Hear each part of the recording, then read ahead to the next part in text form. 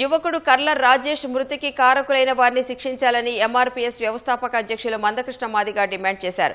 అక్రమ నిర్బంధం, చిత్రహింసల కారణంగానే రాజేష్ మృతి చెందాడనే అనుమానాలు ఉన్నాయని తీవ్ర ఆరోపణలు చేశారు.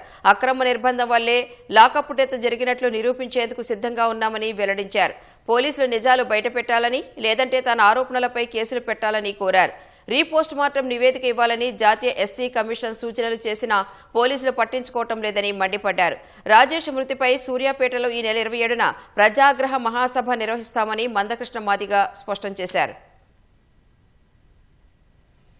లాకప్ డెత్ గురైన కర్ల రాజేష్ మృతదేహానికి రీపోస్ట్ మార్టం చేయాలనే డిమాండ్ని పోలీస్ అధికారులు పట్టించుకోవట్లేదు, నిర్లక్ష్యం చేస్తున్నారు. కర్ల రాజేష్ మృతదేహానికి రీపోస్ట్ మార్టం చేస్తేనే ఆయన చనిపోవడానికి అసలు కారణాలు బయటకు వస్తాయనే విషయాన్ని మేము మొదటి నుండి చెప్పుకుంటూ వస్తున్నాం. అయినప్పటికీ రీపోస్ట్ మార్టం చేయడానికి పోలీసులు ఎందుకో జంకుతున్నారు. మీ మౌనం ఎంతకాలం? మీ మౌనమే మీరు కర్ల రాజేష్ విషయంలో దోషులని తేలుస్తున్నది.